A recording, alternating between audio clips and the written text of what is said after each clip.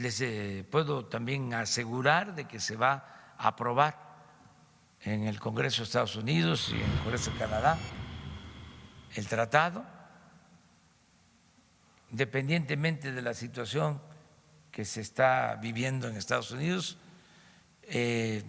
Tengo información que los dos partidos ven con buenos ojos que se apruebe el tratado en Estados Unidos, tanto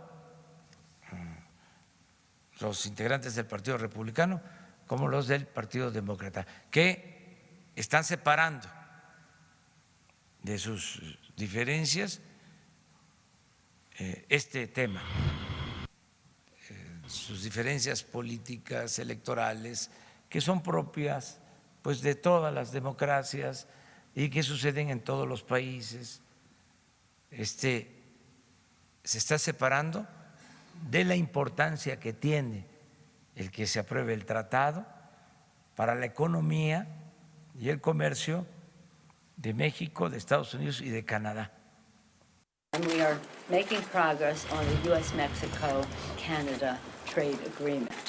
This is an issue of concern around the country, and we want to be sure that as we go forward, we are protecting, we are strengthening America's working families and our farmers.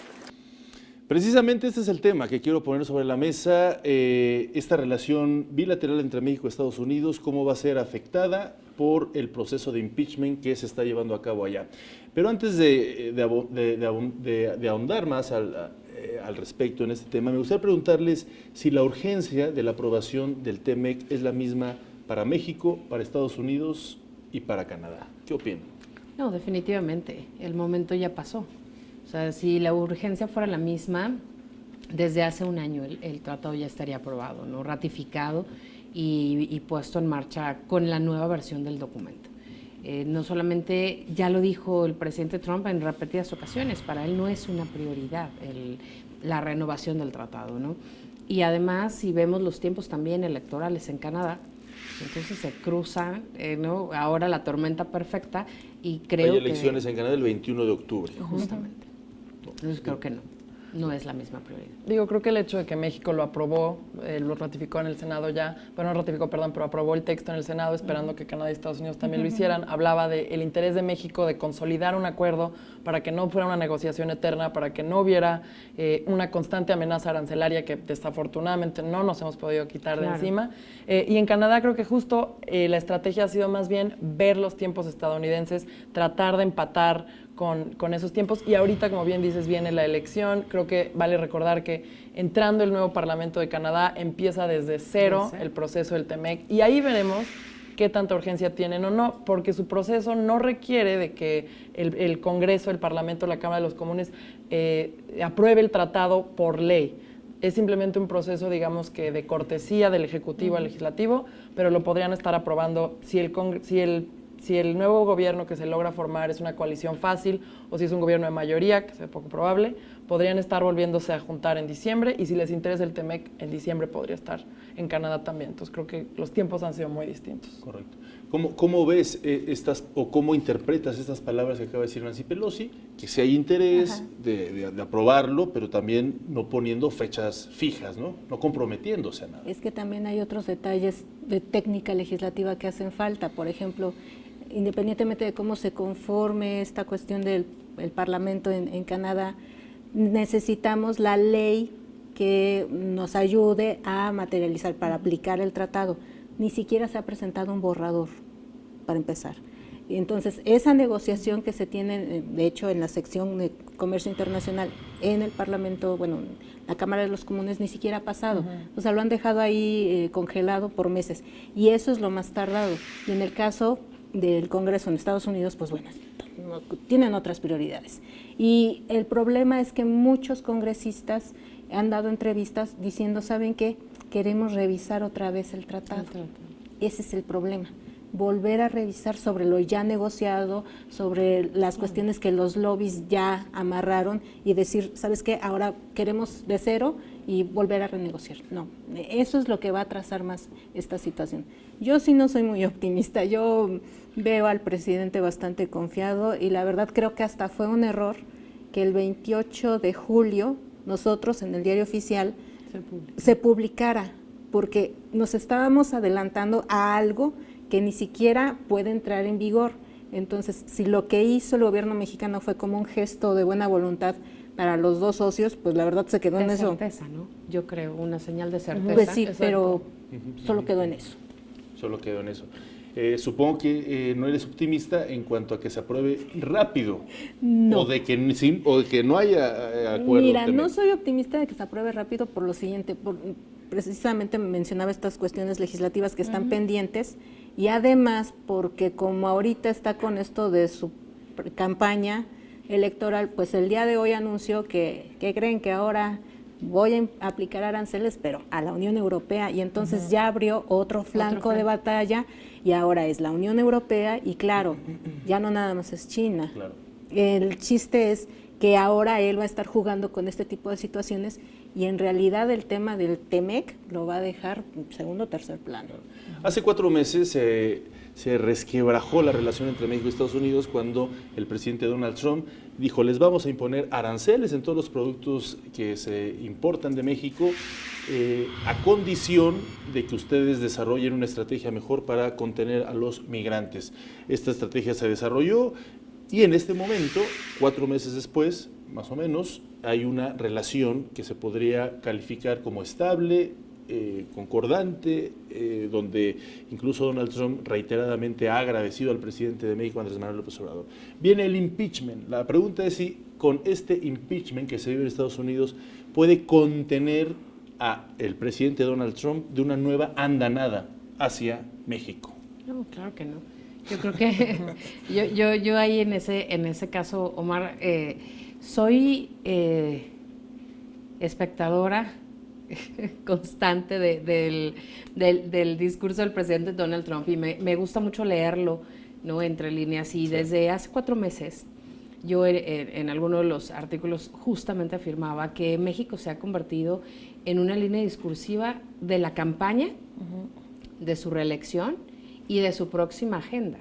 O sea, en realidad esto que le ha dado México en cuestión migratoria, en cuestión comercial, han sido, digamos, los principios de líneas discursivas sumamente ricas, ¿no? Lo que vemos hoy, ¿no? Si Donald Trump habla de cualquier tema que sea migración o comercio, México está ahí. Y creo que más que tener una relación concordante hoy en día, es una relación que cuida las formas de vecinos que se tienen que saludar, ¿no? Pero que en realidad tristemente hemos perdido la importancia y la relevancia de una agenda bilateral prioritaria para los Estados Unidos, que si en algún momento se llegó a asomar ese papel preponderante de México, ¿no? Hoy en día México es un instrumento más para que el presidente logre la reelección, el presidente Donald Trump. Y creo que esa parte es la parte que más nos debe preocupar, porque México requiere evidentemente la inversión extranjera, requiere evidentemente la generación de empleos, requiere evidentemente la infraestructura y los beneficios que pueda traer un tratado de esa magnitud, ¿no? Claro. ¿Ustedes qué opinan? ¿Que el impeachment ata de manos al presidente Donald Trump?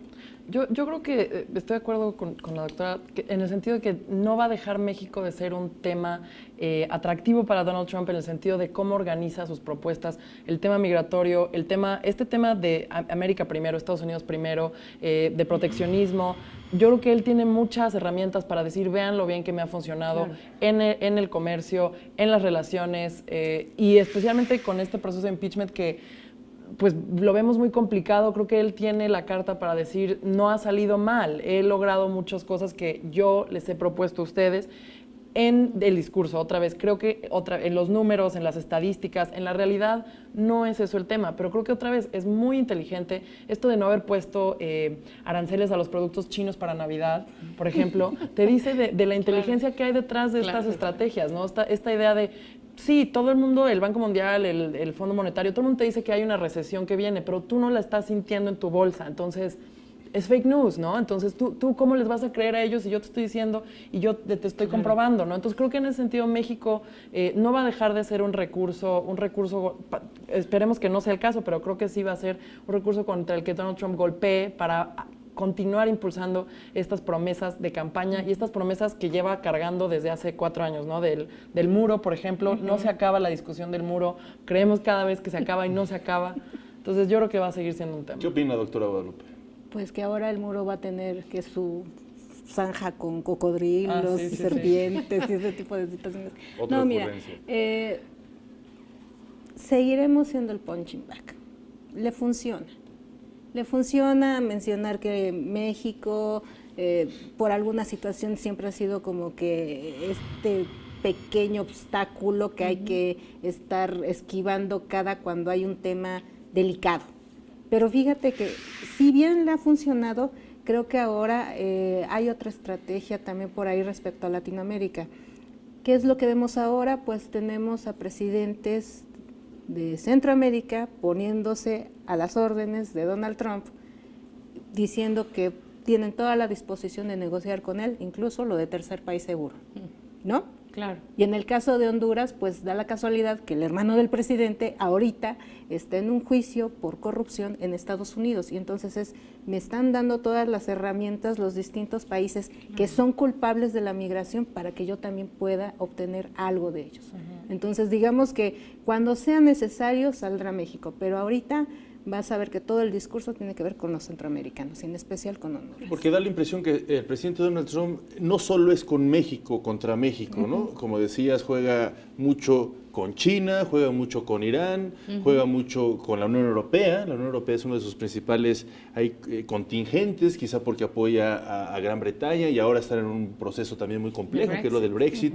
Pero pues, como decías, ¿no? Acaba de ponerle, no sé si folclóricamente, impuestos a España en el queso. Y en los vinos. Y en los vinos, whisky escocés. como si fuera eso. Digo, claro que afecta, todo afecta, ¿no? Y en bienes de lujo. Pero dice. mande Sí, esas, bienes de ándale, lujo. pero mande esas señales que son muy mediáticas, ¿no? Y que obviamente tienen muchas afectaciones, al menos en las señales, en un momento económicamente muy complejo. Me gustaría llegar a este punto de la complejidad de que se habla de una posible recesión.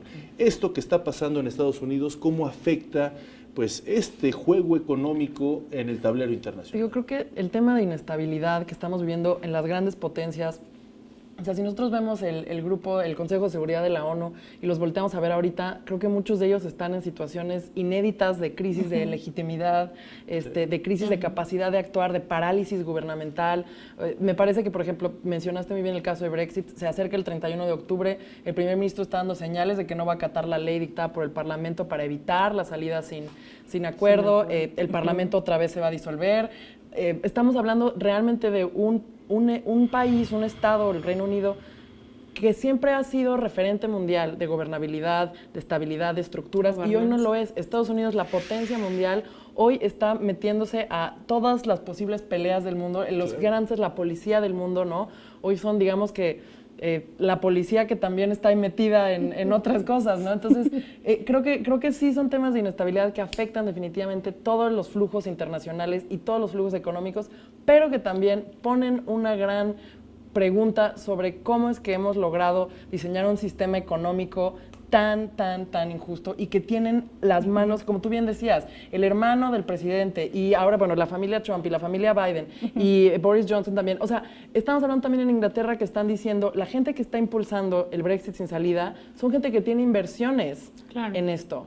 Claro, claro. Lo que pasa es que el sistema internacional después de la Segunda Guerra Mundial, ¿no? se construye en torno a los Estados Unidos y no solamente el sistema económico, sino el sistema político y social.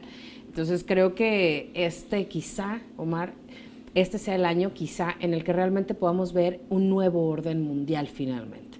Ya no el trasnochado orden mundial que veníamos arrastrando después de la Guerra Fría, sino quizá por primera vez el orden mundial va a ser algo completamente diferente. Estamos viendo cosas disruptivas en todos los sentidos. Y realmente un orden global. Un orden global. Porque lo que decías, ¿no? De la caída del muro de Berlín, Claro. eran regionales, claro, Exacto. con afectaciones. Pero ahora Exacto. sí estamos viviendo, ¿no? Y la crisis de ese sistema económico, de integración económica, pues es evidente. Claro que esto que está pasando, este torbellino político electoral de los Estados Unidos está generando una crisis en los mercados. No hay certidumbre, no hay certeza. Están bajando los bonos de los Estados Unidos de deuda, por ejemplo. ¿Por qué? Porque no hay confianza. Y los inversionistas, no solamente los mismos estadounidenses, sino los chinos, los europeos, los árabes no están invirtiendo ya en la bolsa norteamericana, ¿no? Y eso nos habla, por supuesto, de que, como dice el viejo y conocido refrán, si a Estados Unidos le da gripa, pues ya nos imaginamos cómo nos va a ir a todos los demás, ¿no? ¿Qué opinas, Guadalupe, de esto? Pues mira, uno de mis temas favoritos es precisamente China, y después del gran desfile de este 1 de octubre, fue una clara señal para decir quién es ahora el líder internacional. Está mostrando un misil que es muchísimo más poderoso del que todo mundo había hablado. Claro. Ellos son los que están manipulando lo de los bonos de tesoro en los Exacto. mercados más importantes. ¿Y con quién tienen el respaldo para hacer eso? De Rusia. O sea, Rusia puede sentarse a ver cómo todo el mundo se está rompiendo la cabeza de qué va a pasar con el sistema económico, pero como bien dice Araceli, ya debe de llegar el momento en que tengan que sentarse a decir, tiene que haber un quiebre, Claro. porque apostarle todo a Estados Unidos precisamente fue el gran error de todo el Y que sistema se pronostica internacional. que para el 2050 rebase económicamente, como potencia económica, China a Estados Unidos, ¿no? O sea, otro Así es. ingrediente de lo que acabas de comentar. Estamos llegando ya a nuestra parte final de este programa, no obstante me gustaría que a modo de conclusión, a modo de brevario, pues nos indiquen si hay algún otro elemento. Hablábamos del muro, hablábamos de la agenda que ha sido constante, la agenda migratoria, por supuesto el TEMEC. Si ustedes vislumbran, a modo de conclusión, otro posible escenario en el cual pueda tensar la relación entre México y los Estados Unidos en esta etapa compleja electoral en el país vecino. Híjole. Yo creo que solamente faltaría la acción migratoria, no de México hacia los Estados Unidos, sino los migrantes de retorno. No es un tema, es un frente de atención que sigue abierto, que sigue inconcluso y que evidentemente con la cantidad de gente que tiene, está en el tintero DACA, está en el tintero muchas políticas que se quedaron por ahí, pero que a México le puedan afectar directamente. Es qué vamos a hacer, porque tampoco nos hemos puesto de acuerdo con los migrantes que están pensando mandar de regreso para México y que evidentemente a nosotros pues nos genera bastante complicación logística, económica y social sobre todo, ¿no? ¿Qué opinas? Creo que más que nada el tema ahorita que está en juego en Estados Unidos es la legitimidad de muchas instituciones, de muchos interlocutores, del gobierno en sí. Entonces creo que eso va a dificultar definitivamente cierta relación de aquí a que veamos las elecciones o que se acabe el impeachment. Va a ser difícil la relación entre pares en México y en Estados Unidos. Y también creo que México tiene ahorita en parte de su agenda legislativa el tema de la regulación de cannabis, que fue un tema muy sensible para Canadá negociarlo con Estados Unidos. Digo, no lo negociaron porque es una política interna, pero me refiero, fue una consideración muy importante en su gestión de la legalización del cannabis, que creo que para nosotros también puede ser un proceso, digamos que conflictivo o complicado, pero creo que ahorita Estados Unidos definitivamente está inmerso en sus propios procesos y eso lo distancia de México y del resto de su agenda. Gracias. A mí me gustaría rescatar esta última mención que hizo el nuevo embajador de Estados Unidos en México. Landó soltó un tema que es así como una bomba. ¿Qué va a pasar con el tráfico de armas entre México y Estados Unidos? No lo hizo de una forma de, este es el tema que traigo aquí y lo suelto y a ver, tomen ustedes, claro, discutan. Yo creo que hay ya algo que están cabildeando, algo que ya han ido platicando, porque ligado al tema del narcotráfico tiene que ver con esto. A ver, si vamos a hablar que hay una propuesta sobre legalización de cannabis para ciertos usos, también con eso se va a menguar el tráfico de narcóticos y de armas. Bueno, ¿cuál va a ser la siguiente estrategia para impedir el tráfico de armas e impedir el tráfico de personas? Porque casi van a la par estas actividades. Entonces creo que el embajador de Estados Unidos haya soltado este tema, yo creo que no es nada gratuito, yo creo que algo habrá ahí ya trabajando. Pues excelentes puntos de análisis. Muchísimas gracias, Guadalupe, Gracias. catedrática de la Universidad de La Salle y también de la Universidad Nacional Autónoma de México. Muchísimas gracias por acompañarnos. Inés, directora de análisis del Centro de Estudios Internacionales Gilberto Bosques del Senado de la República Mexicana. Muchísimas gracias. Gracias. Arlén Ramírez, internacionalista del TEC de Monterrey y también articulista, columnista de la revista Forbes. Muchísimas gracias por acompañarnos. Muchas gracias. Gracias a todos ustedes también por habernos acompañado este día. Temas muy interesantes los que se están agendando aquí en Canal 14. Gracias por acompañarnos. Mi nombre es Omar Cepeda Castro. Nos vemos la próxima.